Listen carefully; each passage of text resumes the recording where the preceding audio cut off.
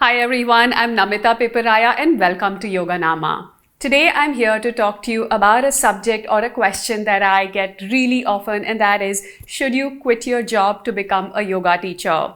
It can be really exciting to follow your passion. It can seem like a dream come true, but when you quit your job to follow your passion becomes your job. And that is a very different frame of mind and state of life that you will be experiencing, and it may not be what you were thinking or expecting it to be.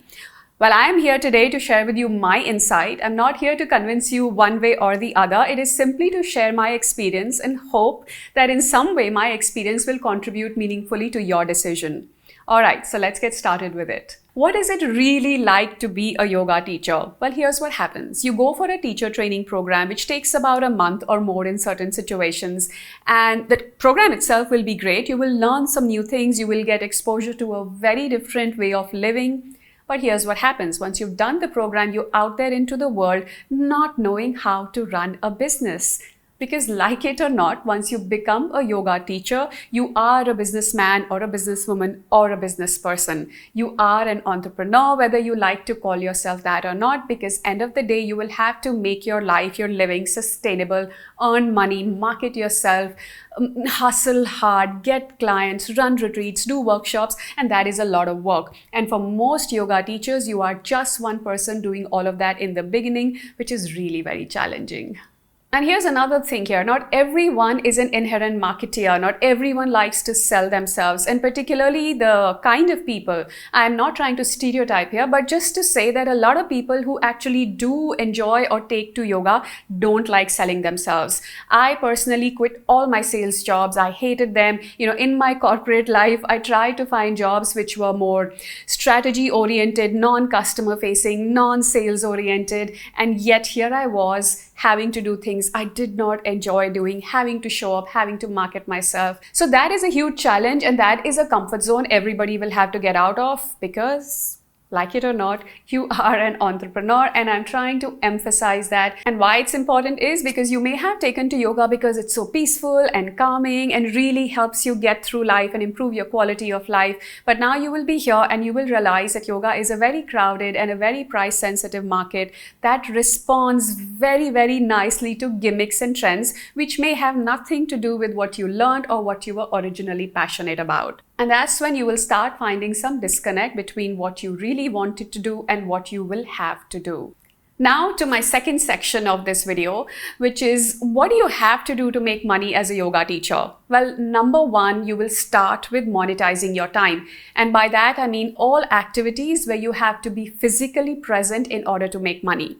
This would include classes, workshops, retreats, corporate sessions, training programs as you grow in your journey. As a yoga teacher, you spend a lot of time while taking the class and before taking the class in designing, sequencing, etc. In fact, one of the challenges you will realize you will face is that you will have no time or energy left for your own practice. It happens with a lot of teachers when they start out. As long as you are monetizing your time, you're not going to be able to scale up. It's really, really hard to constantly be present in order to make money, which is when your second alternatives start coming up, which is OTT platforms where you sell content. Once you start selling recorded content, you can make packages and various modules, and then they kind of make money while you sleep, which is important for mental health and physical health as well, and financial health.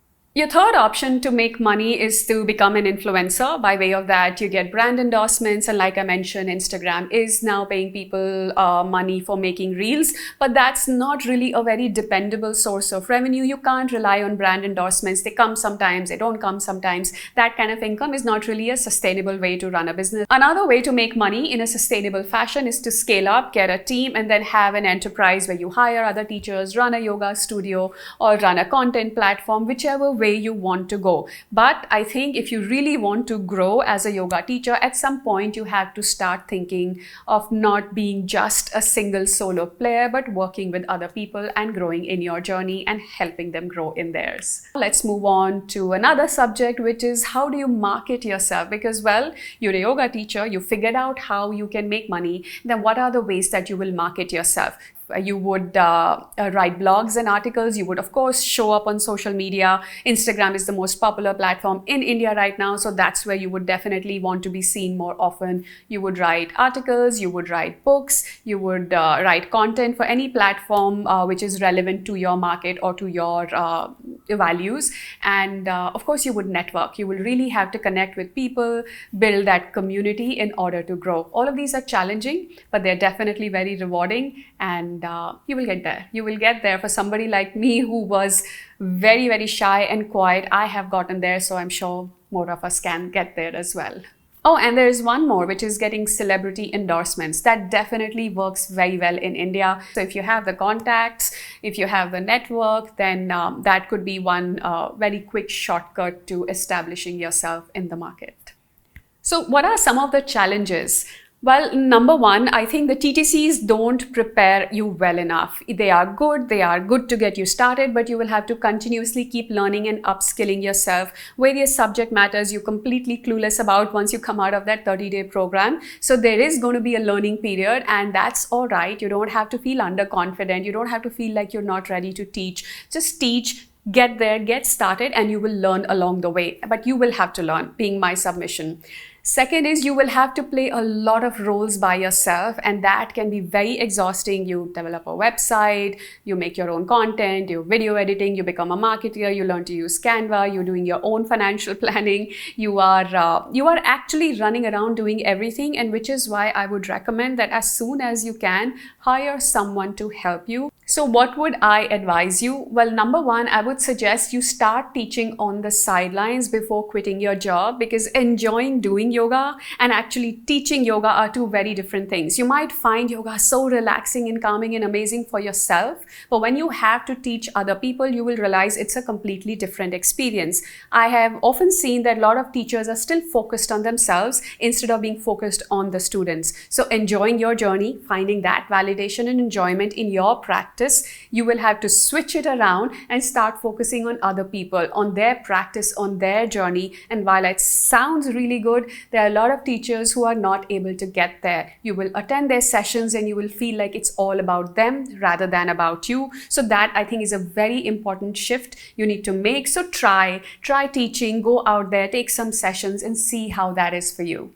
Number two, make sure you plan well, because yoga is a very competitive and a price-sensitive market, especially in India and certain other Asian markets. It's not really that easy to get people to pay money, whether it is yoga, whether it is Netflix, whether it is Amazon. India is not a market for yoga as it is in the US or Western countries where yoga teachers make a lot of money. In India, there's a lot of hustling. So keep that in mind. Be prepared for the hustle and plan for the money so that you have sufficient income to tide you over through the ups and downs in the first couple of years. All right, now to the last section, which is my personal journey. To share a little bit about myself, I am a Maths Honours graduate from Delhi University. I did my MBA. After that, I joined Citibank, and then I grew and evolved in the financial services industry.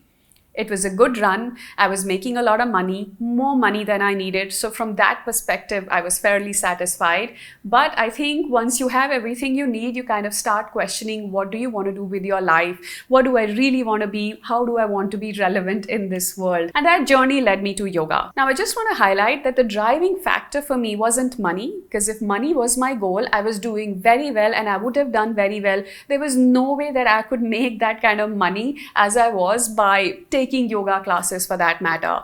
What really inspired or drove me towards this profession or this line for my career was that there is more, that there is a lot of value. I had my own personal experiences with how yoga was impacting me, and I thought this was something that needed to be known or shared with more people. So that was my driving factor, that yoga is great, more people need to know. So then I had 3 goals, and I'm going to share with you my early goal setting strategy. It's pretty basic here, but this is what I used to do when I just started. There are 3 circles. One is fame, one is money, and the other is personal development.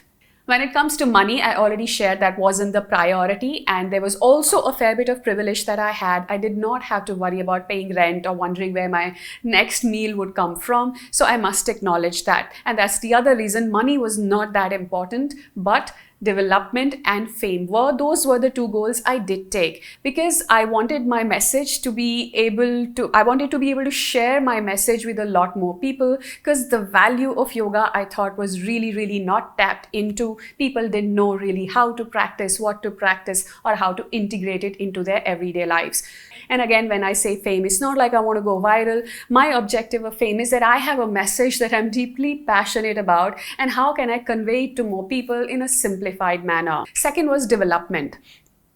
Personal professional development, and by that mean learning and upskilling, because just being a yoga teacher, I felt I couldn't create the kind of value which was my potential, because there was a potential I had which I left when I left my corporate job. In order to rise up to it as a goal, as just the guiding star or a guiding principle, if I have to rise up to that potential and create that much value, I need to bring more to the table. And that was my journey of discovery, where I went into multiple different subjects. I was really interested in Ayurveda. I wanted to understand Indian philosophy a lot more. It was subjects like Yoga Sutras and Bhagavad Gita and Upanishads. I studied with Oxford Center of Hindu Studies. I studied with Chinmaya Mission. I tried to learn Sanskrit. I memorized all the Yoga Sutras while I read various translations. And I also did more, and I also got some more certifications like corrective exercise specialization through NASM. And you'll find whatever I have done on my website.